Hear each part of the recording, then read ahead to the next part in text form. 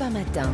Le club de la presse européen, elle est un petit peu éclipsée par l'inculpation de Donald Trump à Manhattan. La visite d'État de 3 jours d'Emmanuel Macron en Chine. Alors sur quelle ligne cette visite de, je cite l'Élysée, de reconnexion avec le pouvoir chinois? C'est le dernier déplacement d'Emmanuel Macron en Chine, ça remonte à fin 2019. C'était il y a une éternité, avant le Covid, avant la guerre. Trump était encore président. Bonjour Jérôme Béglé. Bonjour Dimitri.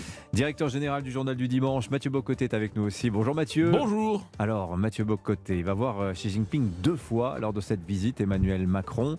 Je posais la question sur quelle ligne effectivement, parce qu'on s'interroge aussi dans ses bagages. Ursula von der Leyen sera là également, la présidente de la Commission européenne.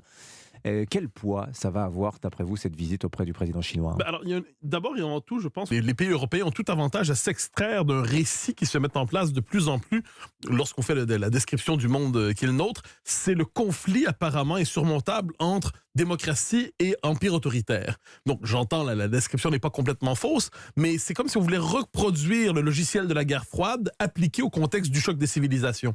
Et ce qui fait en sorte que dès lors, dans cette espèce de mise en récit, les Européens tendent à reconnaître presque naturellement, encore une fois, la capitale du monde libre à Washington, alors qu'aujourd'hui, le contraste des intérêts entre les Européens et les Américains me semble plus affirmé qu'on ose le dire.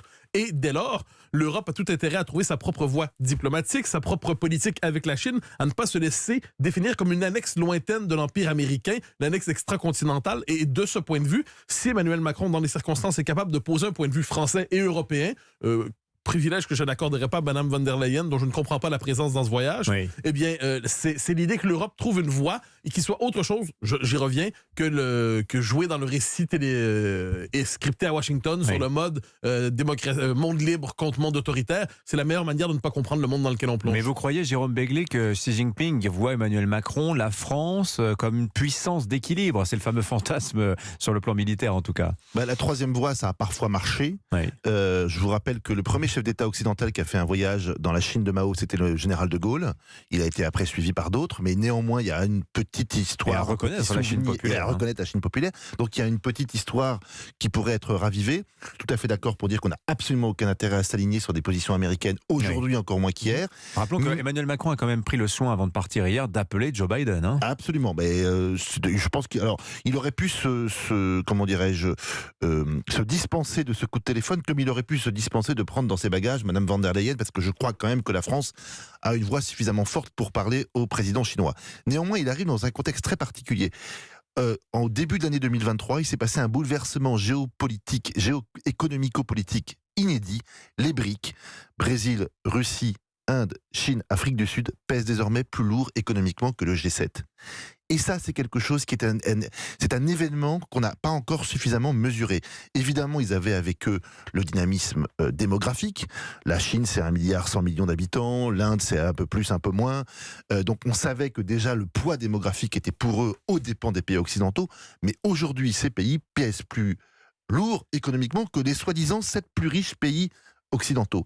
Bientôt, on n'aura plus le levier financier, le levier économique, le levier industriel suffisant pour lier un accord d'égal à égal avec ces pays-là. Oui. Et c'est pour ça qu'il est urgent de trouver notre propre voie, une voie effectivement de concertation, de discussion, plutôt qu'une voie pour guerroyer économiquement, dans laquelle on serait perdant. En tout cas, on ne l'a pas trouvée, si on continue à la chercher, cette fameuse voie. Mais est-ce qu'on est crédible? Ça, c'est ce que disait tout à l'heure Vincent Hervouette dans son édito international, Mathieu Bock-Côté. Est-ce qu'on est crédible quand on prétend aller voir la Chine en lui disant vous seul êtes capable d'influencer les choix de la Russie, vous devez peser sur la résolution de ce conflit européen qui se déroule sur le sol européen, de confier les clés de la solution à la puissance chinoise et en même temps d'embarquer dans sa délégation 52, 53 grands patrons pour aller signer des contrats là-bas? Mais il y a une part de contradiction, c'est-à-dire c'est un voyage à deux dimensions un peu contradictoires. D'un côté, c'est un voyage sous le signe de la géopolitique, on comprend très bien, et le fait est qu'il est vrai que la Chine a plus de chances d'influencer la politique russe que la France en ce moment. Oui, mais pas comme médiatrice entre Kiev et Moscou. Mais voilà, non, j'entends une capacité de peser sur les orientations de la Russie. La Chine c'est n'est un pas rapport de neutre. force. Bon. Oui. Ensuite, se présenter à la manière d'un président d'une délégation commerciale pour multiplier les contrats dans ce beau marché qu'est la Chine. Je crois dans un monde à peu près normal, on distinguerait les deux voyages. Oui. Parce que là, sinon, il y a une forme de confusion des missions, mais ça en dit beaucoup, si je peux me permettre, sur la confusion du politique en Occident. Oui. C'est-à-dire, dans le monde occidental, on a fondu, on peine à identifier l'objet propre du politique, et dans les circonstances, eh bien, il y a le côté, la politique sert à enrichir son pays, c'est très bien, et de l'autre côté, il y a la définition classique, rapport de force entre pays qui ont l'arme nucléaire dans un contexte d'invasion sur le territoire européen. Normalement, on devrait être capable de distinguer les missions, mais notre époque n'est pas celle des distinctions. Alors, autre actualité un peu moins cérébrale, un peu plus tripale. Donald Trump, il est rentré chez lui en Floride, du côté de Mar-a-Lago, après s'être fait lire hier soir par un juge 34 chefs d'inculpation quand même, pour des versements d'argent antérieurs à son élection de 2016. Alors, il y aura un procès Trump, semble-t-il, début 2024. Et alors, voilà, la scénographie développée par Donald Trump hier, c'est Citizen Trump versus l'État profond, Joe Biden, le démocrate, tirant les ficelles de loin. Ce qui frappe quand même, Jérôme Béglé, c'est la disproportion qu'il y a entre les faits qui sont reprochés à Donald Trump, bon voilà, un règlement effectivement un peu douteux avec une ancienne star du porno, et la charge politique finalement de cette affaire. D'abord, il a tout fait pour se mettre en scène lui-même, en disant on va m'arrêter, je vais être en prison. Bon non, s'il suit normalement pas à pas le processus judiciaire et juridique aux États-Unis, il peut ne pas être mis en prison. D'abord, alors on peut aussi faire campagne depuis sa cellule aux États-Unis. C'est très particulier. Dans l'histoire des élections américaines, il y a eu deux candidats qui n'ont pas été élus, qui avaient un casier judiciaire un peu chargé. Donc et il met d'avis en plus que la situation dans laquelle il se trouve et dans laquelle il va se trouver en janvier 2024, quand il pourrait être comparé devant un tribunal, ne l'handicapera absolument pas politiquement. D'ailleurs, Joe Biden a dit lui-même, on en fait trop. Oui. N'en faites pas un geste politique, n'en faites pas une scène politique. Pour l'instant, et d'ailleurs dans les sondages... C'est-à-dire, vous pensez à Alvin Bragg, le fameux procureur, je sais que Mathieu Bocoté l'adore, Alvin Bragg, procureur démocrate. Le procureur, rappelons-le, est élu.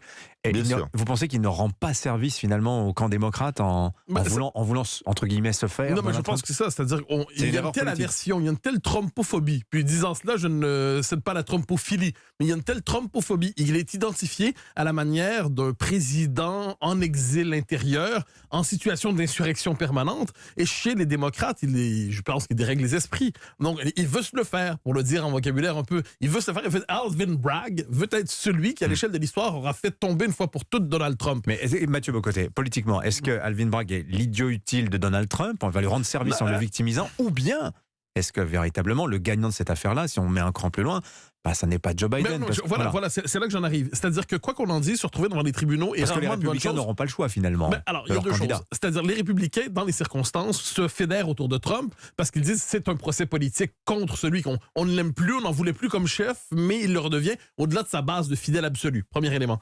Ensuite, Joe Biden est celui qui tire avantage de tout cela parce que quoi qu'on en dise, pour gagner des électeurs qui ne sont pas dans la base des Trumpiens endurcis, ces électeurs-là seront sensibles à l'idée d'avoir un président condamné, à l'idée d'avoir un président un ex-président devant les tribunaux. Et ça, c'est la part manquante du raisonnement de Trump, qui est dans une situation d'insurrection permanente, mais qui n'est plus capable de gagner.